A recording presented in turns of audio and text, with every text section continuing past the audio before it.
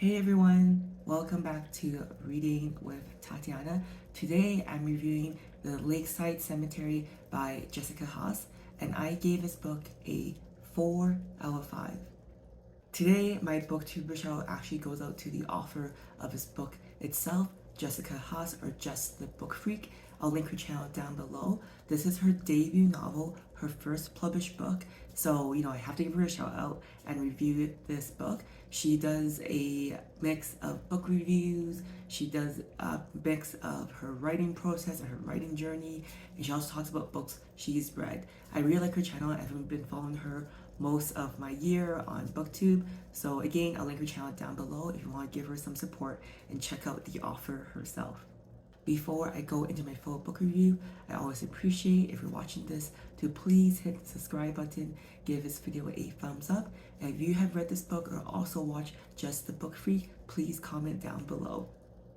The book Lakeside Cemetery was published this year, literally like 2 weeks on like March 21st, 2023.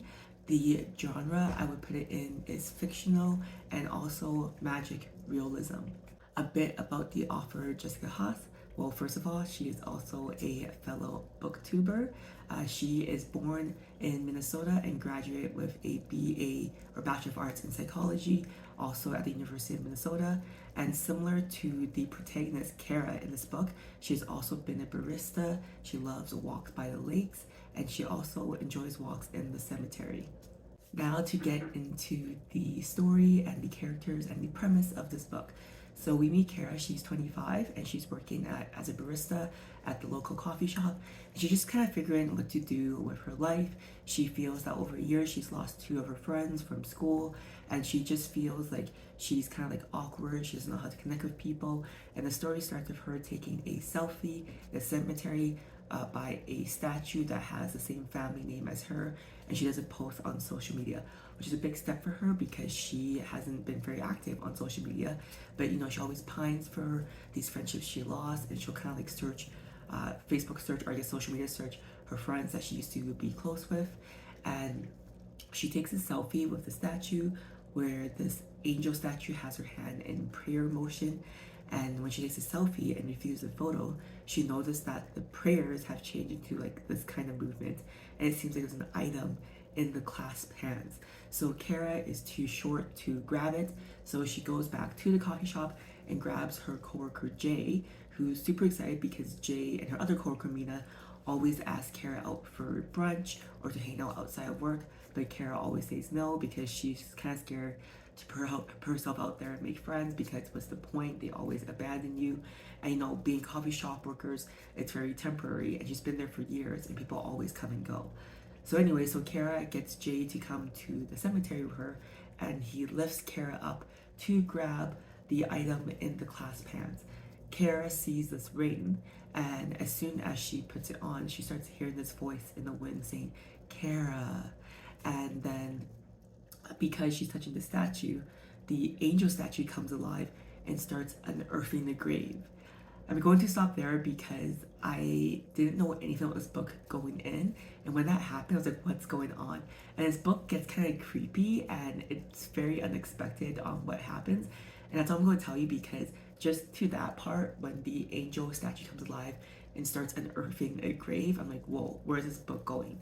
It was darker than I expected, and there's lots of twists and turns, and this book is kind of talking about to get into common themes, it kind of talks about leaving things in the past as they should be, forgiving and accepting things that you cannot change, and also the idea of having to make tough choices but the right choices, and to highlight Kara and her coworkers Jay and Mina, the idea of friendship and how it is scary to put yourself out there, but it's so beautiful to put yourself out there to make these connections.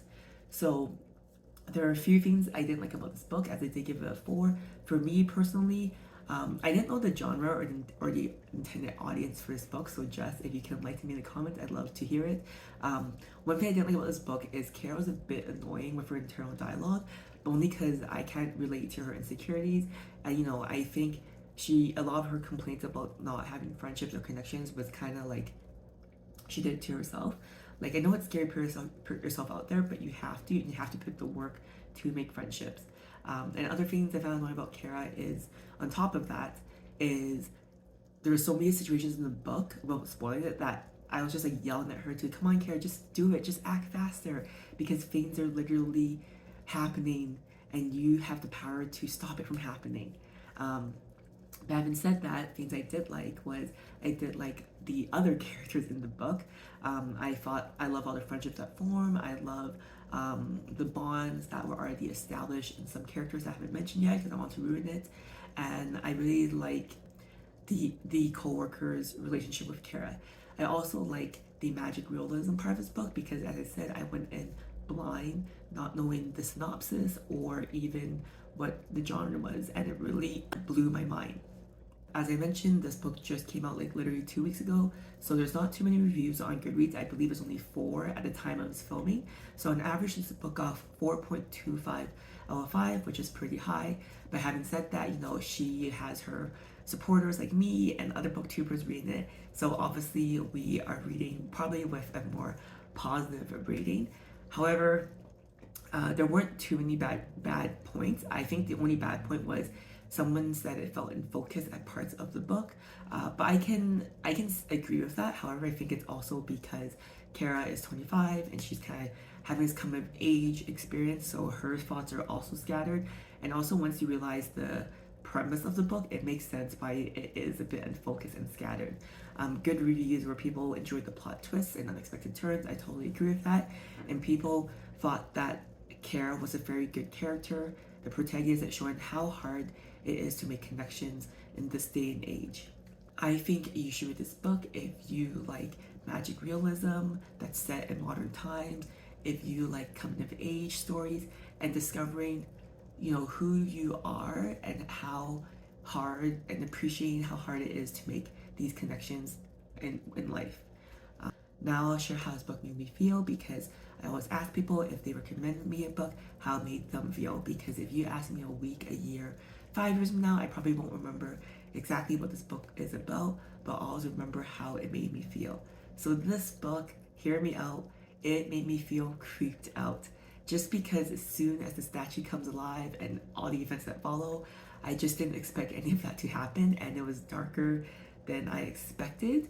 But having said that, at the end of it, it did make me feel cozy about all the friendships that happened. But throughout the book, it was pretty dark, and the action was kind of a bit gory sometimes. So yeah. Thanks for watching until the end of my book review for The Lakeside Cemetery by fellow booktuber Jessica Haas, or just the Book Freak if you want to check out her booktube. If you want to join me next time, I'm reading a book that's been on my list for a while. It's called Peach Spring Blossom by Melissa Fu. And again, thanks for watching, and I'll see you guys next time. Bye.